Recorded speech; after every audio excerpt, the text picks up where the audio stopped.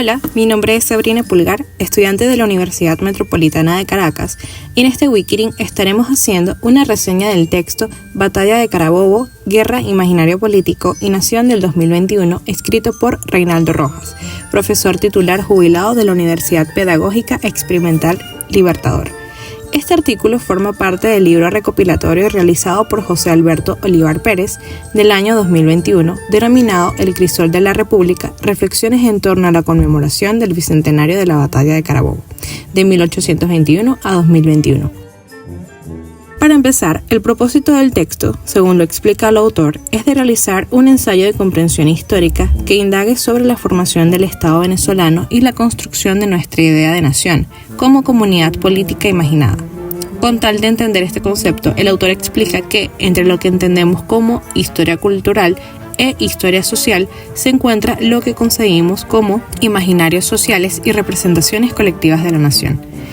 Esto último trata de analizar y abordar el simbolismo y el sentido de un acontecimiento, a la vez que se le aportan e integran un sistema cultural de significados.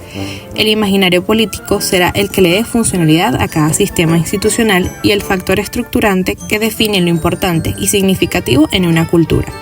Este imaginario se transfiere también a el ejercicio del poder político, por lo que refuerza la apropiación de símbolos y se rodea de representaciones, emblemas que lo legitiman y engrandecen.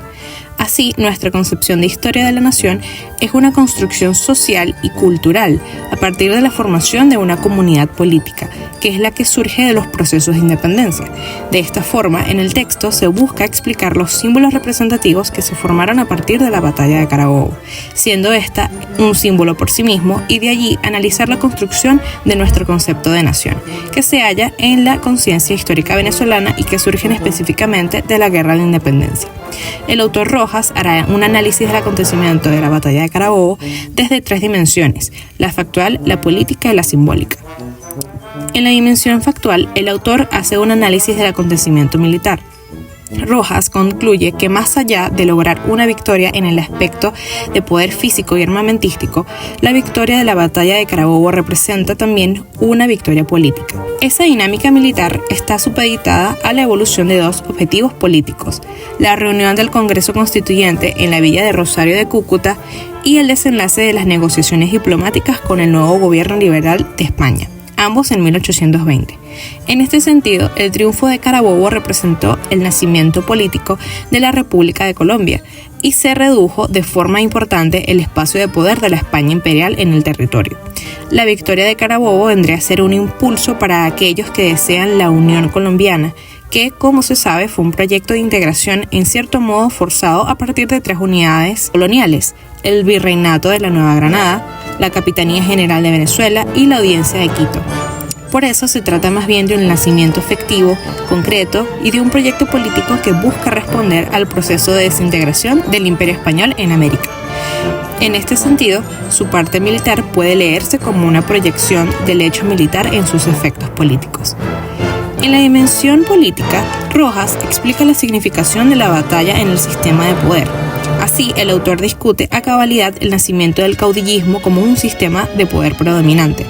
Una vez culminada la Batalla de Carabobo, los efectos políticos de la misma se ubican en la formación de un liderazgo político que va a asumir la administración del Departamento de Venezuela entre los años 1822 y 1829, el cual posteriormente establecería la separación de Venezuela de la Gran Colombia en 1830. El liderazgo será encabezado por José Antonio Páez, el caudillo indiscutible, y el general Carlos Soulet, por su efectivo ejercicio administrativo al frente de la intendencia. A pesar de que el autor dice que no es con Páez con quien empieza el caudillismo en Venezuela, se junta la idea del héroe y el caudillo característico en la época, cuya acción más importante es fundar la República, y a partir de que encabeza el acto de declaración de Venezuela como Estado independiente y del acto de separación de la Gran Colombia, lo que lleva a aprobar una nueva constitución y a nombrarlo a Páez el nuevo presidente provisional de Venezuela. La figura de Páez ayudó a crear un sentimiento de seguridad y orden, pero surge un problema donde la Constitución y las leyes pasan a un segundo plano para imponer el mando militar. Esto ante un vacío de poder que se implanta ante la falta de instituciones. De esta forma, los militares y los pretorianos se vuelven símbolos nacionales. Esto se refleja en hombres como Bolívar o Páez, de manera que se construyen como héroes que resumen los valores y comunican mensajes. Este mensaje siendo el rol que va a asumir la figura del caudillo militar como poder supremo de la República.